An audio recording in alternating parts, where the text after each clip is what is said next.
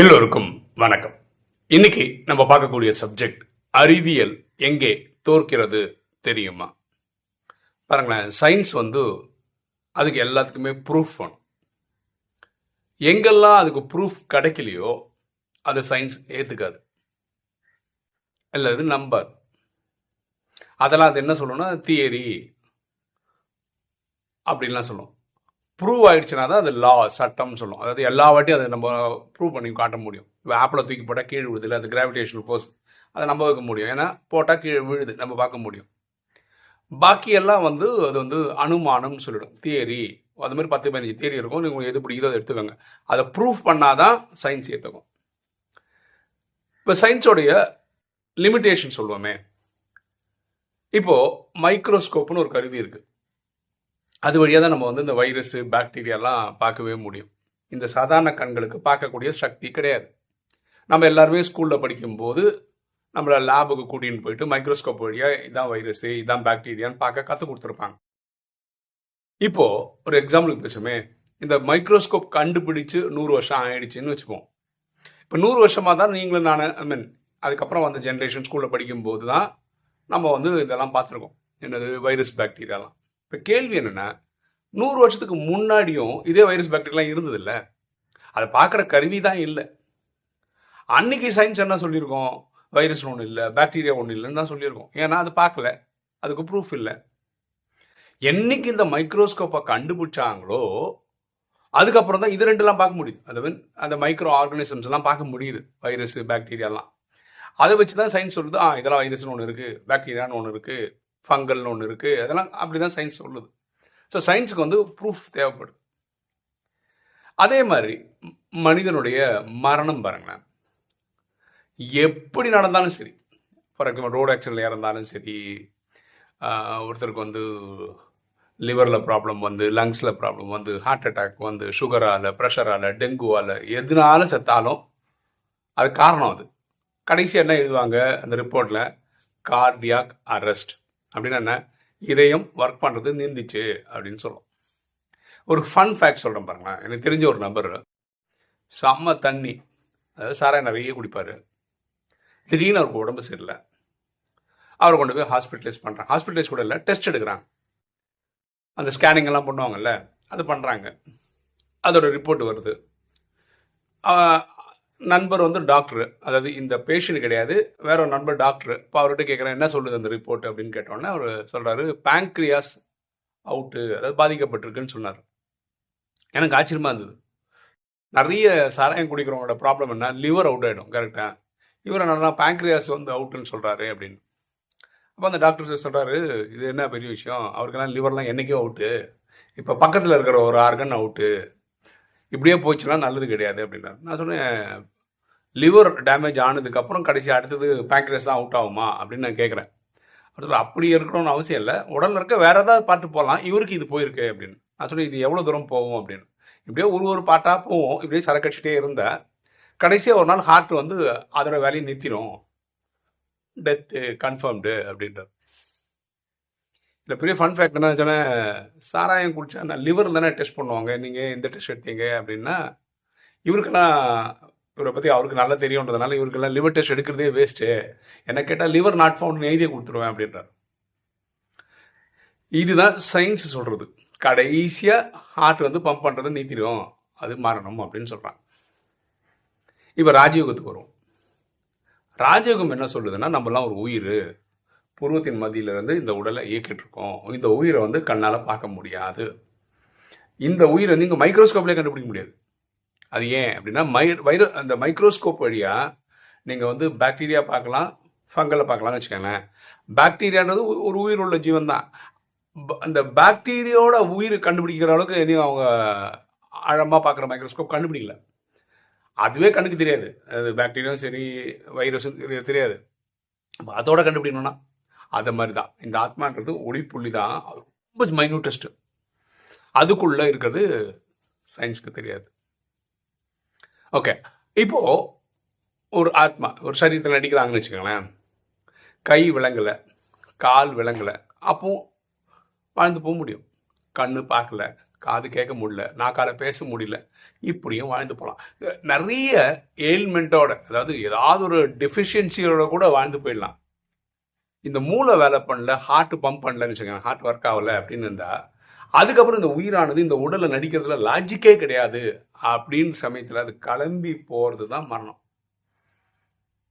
புரியுதுங்களா? ஸோ இந்த உயிரை சயின்ஸ் இனியும் கண்டுபிடிக்காதனால தான் எல்லா மெடிக்கல் ரிப்போர்ட்ல என்ன வருதுன்னா, கார்டியாக் அரெஸ்ட், ஹார்ட் பம்ப் ஆகுறது நிந்திச்சு, அதனால இறந்துட்டாருன்னு சொல்றாங்க. அவங்க என்ன நினைக்கிறாங்க, ஹார்ட் வந்து ஒரு பம்பிங் மிஷினு, அது பம்ப் பண்ணிட்டே இருந்தது, இத்தனை வருஷம் ஒர்க் ஆயிடுச்சு, டயர்ட் ஆயிடுச்சு, ஆஃப் ஆயிடுச்சு, இறந்துட்டாரு, இப்படிதான் சயின்ஸ் சொல்லுது. ஆனால் இது ஏன் பம்ப் பண்ணது நிறுத்திச்சுன்னா, இந்த ஆத்மாவானது இந்த உடலை விட்டு கிளம்பி போச்சு இல்லை, அதுக்கப்புறம் இது டெட்டு தான். இது பம்ப் பண்ணுறதால நிறுத்திடும். இது பம்ப் பண்ண நிறுத்தினதால ஆத்மா போல, ஆத்மா கிளம்பி போனதால பம்ப் பண்ணுறது இருந்துச்சு. இது சயின்ஸ் ப்ரூவே பண்ணலை. இதுதான் சயின்ஸோட வீக்னஸ். புரியுதுங்களா? சயின்ஸ் இனி போக வேண்டிய தூரம் ரொம்ப இருக்கு. நமக்கு வந்து ஒரு சூட்சும உடல் ஒன்று இருக்கு, கண்ணாடி உடல் ஒன்று இருக்கு. இதுவும் நம்ம வந்து என்ன சொல்றோம், அது கண்களால் பார்க்க முடியாது.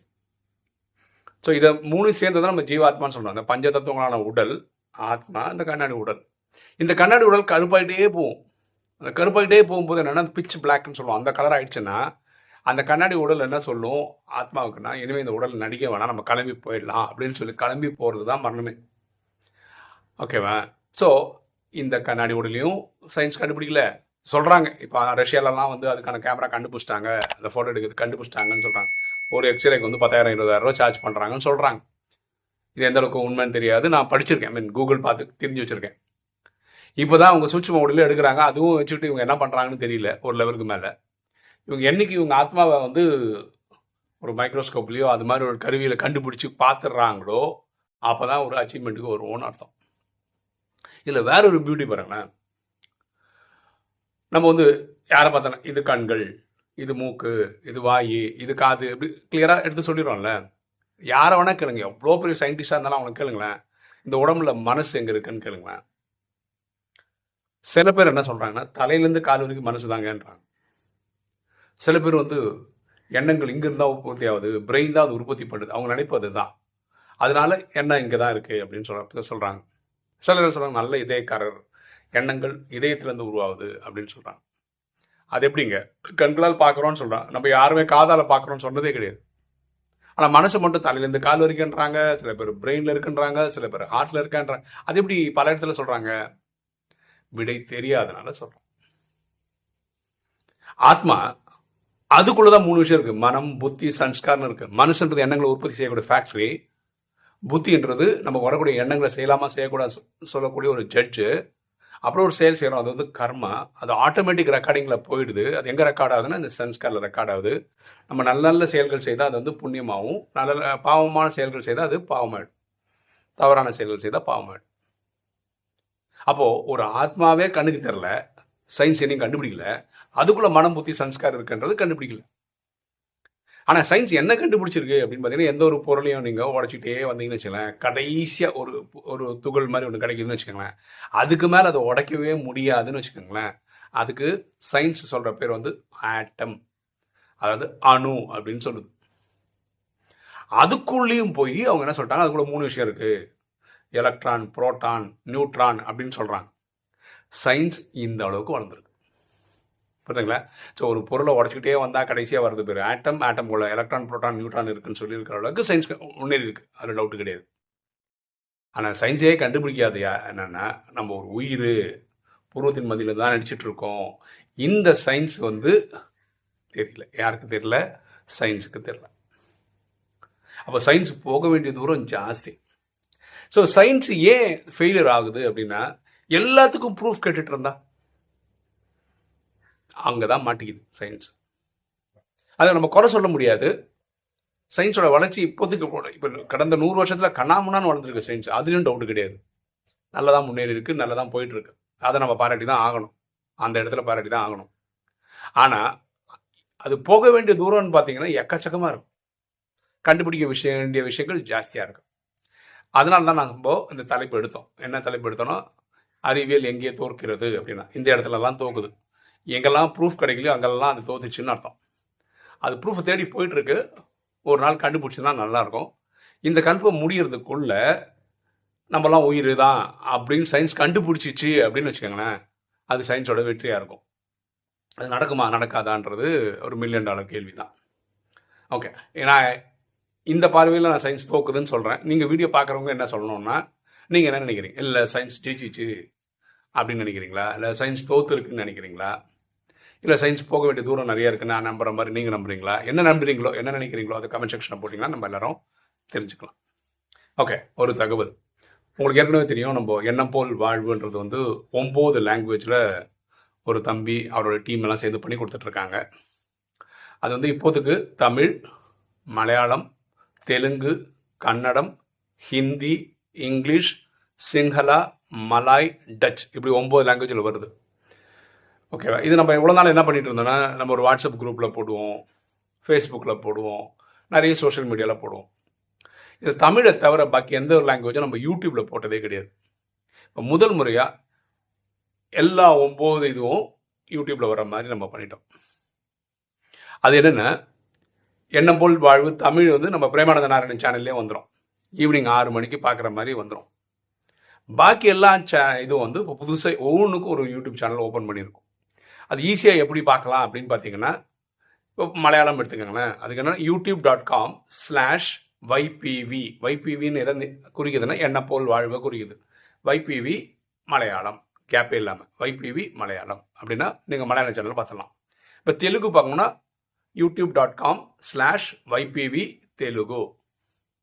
கன்னடம் வந்து youtube.com/YPV கன்னடா. அப்படி ஒரு லாங்குவேஜுக்கு அதே மாதிரி தான் எல்லா லாங்குவேஜும் போடணும். சிங்ஹலீஸ் வந்து சிங்ஹலீஸ்னு போடணும், மலாய் வந்து மலாயின்னு போடணும், YPV மலாயின்னு போடணும், டச் வந்து YPV டச்சுன்னு போடணும்.